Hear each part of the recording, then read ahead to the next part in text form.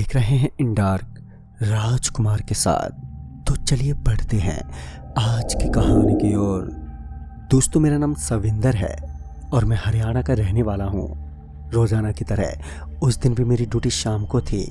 मैं एक कंपनी में काम करता हूँ जहाँ पर मैं अपने ट्रक के साथ डिलीवरी करने का काम करता था। मेरा काम भी यही था। वहाँ पर हमारा काम सितंबर से अक्टूबर के महीने में काफ़ी ज़्यादा रहता था। हमें कभी भी डिलीवरी करने के लिए मालिक से ऑर्डर मिल सकता था। उस दिन मैं डिलीवरी करके दुकान पर लौटा ही था कि तभी मेरे बॉस ने बताया कि मुझे आज एक और डिलीवरी करनी है, जो कि हमारे लिए बहुत बड़ा ऑर्डर है। मालिक ने बताया कि मुझे डिलीवरी हरियाणा में ही करनी है, लेकिन जहाँ पर हम रहते थे उसकी ठीक उल्टी साइड, यानी कि लगभग 48 किलोमीटर की दूरी पर। यानी कि आज मुझे पूरी रात इसी डिलीवरी में बितानी थी। मगर इसमें मेरा भी बहुत फ़ायदा था क्योंकि मालिक से मुझे बोनस मिलते थे। उसके बाद मैंने ट्रक में सामान लोड करवाया और फिर निकल पड़ा हरियाणा के उस गांव की तरफ। उस समय रात के लगभग 9 बज रहे थे, जहां से मुझे नाथुवास गांव जाना था। आज रात अमावस्या की रात थी, तो ऐसे में अंधेरा अपनी सीमा को लांघ चुका था। चारों तरफ सन्नाटा बिखरा हुआ था। उस घनी और भयानक रात में एक अलग ही प्रकार का डर महसूस हो रहा था। ऐसा नहीं था कि मुझे भूत प्रेतों में विश्वास नहीं था। मुझे विश्वास तो था, मगर उस वक्त मुझे किसी भी हाल में उस डिलीवरी को पूरी तरीके से ख़त्म करना था, वरना मुझे बड़े घाटे का सामना करना पड़ता। उसके बाद मैंने उस गांव में जाने का रास्ता पकड़ लिया। फिर लगभग 1 घंटे बाद मैं उस गांव में पहुंचा। जब मैं उस गांव में पहुंचा तो मैंने देखा कि वो गांव एक अलग ही प्रकार के अंधेरे में डूबा हुआ था। चारों तरफ लाइटें बंद पड़ी थी। चारों तरफ एक अलग खामोशी पसरी हुई थी। इस बात से एक बात साबित हो रही थी कि इस गांव में पक्का कुछ ना कुछ तो गड़बड़ है। लेकिन इसके बाद मैं अपने रास्ते की तरफ ध्यान देने लगा। उस गांव के अंदर एक लाइट भी जली हुई मुझे कहीं पर दिखाई नहीं दे रही थी। पूरा गांव अंधेरे में डूबा हुआ था। मैं ड्राइव करते हुए उस गांव को पार कर ही रहा था कि तभी मुझे एक जोरदार तमाचा लगा। मुझे ऐसा लगा कि किसी ने मेरे गाल पर एक जोरदार थप्पड़ मारा हो। उस थप्पड़ की मार इतनी जोर की थी कि मैं जाकर हैंडल से टकरा गया। फिर मैं चिल्लाने लगा, कौन है भाई यहाँ पर? पर मुझे कोई आवाज़ नहीं आई। अब यह तो बिल्कुल तय हो चुका था कि यह कोई सामान्य आदमी नहीं था। वह ज़रूर कोई अदृश्य शक्ति थी जो मुझ पर वार कर रही थी।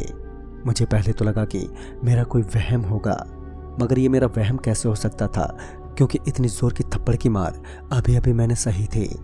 पहले तो मैं सोचता रहा कि अब मैं क्या करूं। फिर मैंने ट्रक के एक्सीलेटर पर अपना पैर रखा और फिर ट्रक को भगाने लगा। मैं जल्दबाजी में ट्रक को दौड़ा रहा था।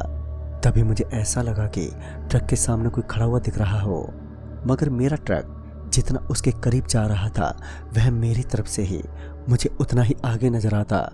अभी भी डिलीवरी करने की दूरी लगभग बाकी थी।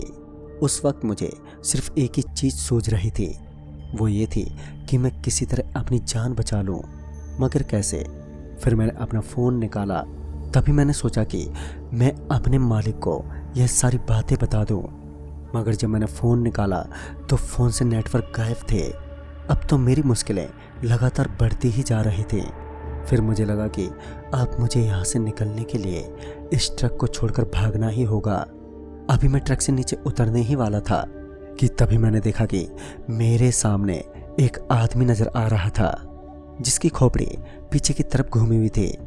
उसे देखकर मैं तो ट्रक से नीचे उतरना तो दूर की बात थी, तो मैं तो ट्रक से नीचे उतरने के बारे में सोच भी नहीं सकता, क्योंकि अगर जब मैं नीचे उतरा तो मेरी मौत बिल्कुल मेरा इंतज़ार कर रही होगी।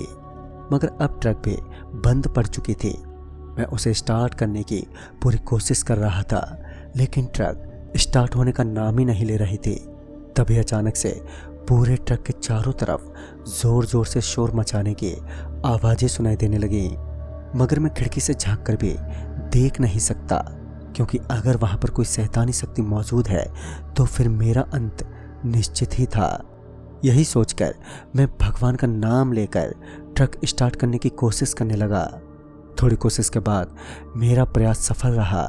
इस बार मेरी ट्रक स्टार्ट हो गई और इस बार मैंने देखा कि चारों ओर की आवाज़ें आनी भी अब बंद हो चुकी थी।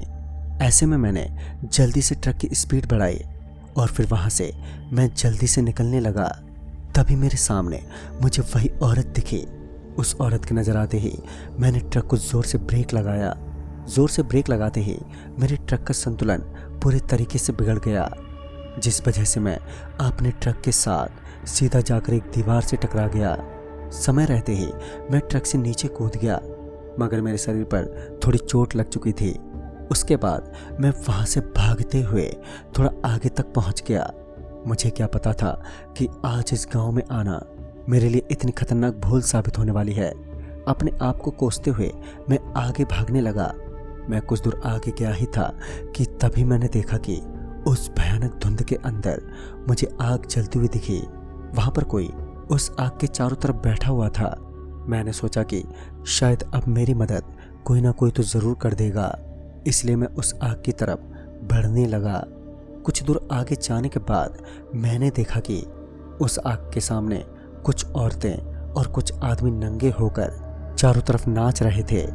उन्हें देखकर यह साफ साफ पता चल रहा था यह लोग कोई इंसान नहीं हो सकते, क्योंकि उनमें से काफ़ी सारे लोगों की गर्दन पीछे की तरफ घूम रही थी। बस इसी नज़ारे को देखकर मैं ये तो समझ चुका था कि यह कोई इंसान नहीं हो सकते, ज़रूर ये कोई प्रेत बेताल हैं। फिर मैं जाकर वहीं के एक पेड़ के नीचे बैठ गया। अब मेरी कोशिश ये थी कि मैं जल्द से जल्द यहाँ से निकल जाऊँ, क्योंकि वहाँ से कई दूर तक मुझे कोई भी घर नज़र नहीं आ रहा था। मुझे समझ आ चुका था कि इस गांव में रात को प्रेतों का तांडव होता है। मैं ये सब बातें सोच ही रहा था कि तभी मेरे पैर एकदम से पेड़ की जड़ से टकरा गए। जड़ से टकराने की वजह से मेरी आह निकल गई। तभी मेरी वो आवाज़ उन चुड़ैल और उन शैतानों के कानों में पड़ गई। उन्होंने मेरी तरफ अपनी नज़रें दौड़ाईं और मैं भी उन्हें साफ साफ खड़ा हुआ दिख गया। तभी उनके बढ़ते हुए कदम मेरी धड़कनों को तेज करने लगे, क्योंकि वह सारे के सारे अब मेरी तरफ अपना मुंह करके बढ़ रहे थे। वहाँ से पूरी जगह सुनसान पड़ी थी, तो ऐसे में मेरा वहाँ से भागना ही उचित था। लेकिन मैं कब तक भाग पाता? खैर, पहले तो मैंने बहुत तेज गति से भागना शुरू कर दिया, मगर वो शैतान और वह चुड़ैल मेरे पीछे इस कदर पड़े थे मानो वो आज मेरा अंत करके ही दम लेंगे। मगर मैं भी रुकने वाला नहीं था। मैं भागता रहा और फिर मैं वहाँ से एक घर के पास पहुँच गया। मैं ज़ोर ज़ोर से चिल्लाने लगा था। शायद इसी वजह से एक घर का दरवाज़ा अचानक से खुला। फिर उस दरवाजे के खुलते ही मैं जल्दी से वहाँ पर पहुँचा और फिर मैं उस घर के अंदर घुस गया। फिर जब मैंने अंदर का नज़ारा देखा तो वहाँ पर एक बूढ़ा आदमी आग सेक रहा था। उस बूढ़े आदमी ने पहले तो मुझे पानी पिलाया, फिर मैंने आराम से उसे विस्तार में मेरे साथ घटी इस पूरी घटना का विवरण बताया। तब जाकर उस बूढ़े आदमी ने उस गांव का राज बताया, जिससे मैं अब तक बेखबर था। उसने बताया कि कुछ साल पहले इस गांव में लोगों की एक अजीब सी बीमारी की वजह से मौतें होने लगी थी। हर घर में मातम का माहौल छाने लगा। तमाम साधनों और यज्ञों के बाद कहीं जाकर सब कुछ ठीक हुआ, लेकिन एक साल बाद से ये सिलसिला एक बार फिर चालू हो गया। अब जब कभी रात को कोई अकेला भटकता या निकलता तो वह भटकती रूह उसकी आत्मा पर कब्जा जमा लेती है और उसे फिर मौत के घाट उतार देती है। दोस्तों, अगले दिन जब मैं अपने काम पर लौटा तब मैंने इस घटना का पूरा विवरण अपने मालिक से किया, तो उन्होंने भी कहा कि इसी वजह से वो मुझे संभल कर जाने को कह रहे थे। लेकिन शायद उस दिन मेरी किस्मत अच्छी थी जो कि मेरी जान बच गई, और फिर इसके बाद मेरी कभी हिम्मत नहीं हुई कि मैं कभी ऐसे किसी अनजान गांव से आधी रात के वक्त गुजरूं। तो दोस्तों, इस कहानी में बस इतना ही। तब तक के लिए बाय एंड टेक केयर।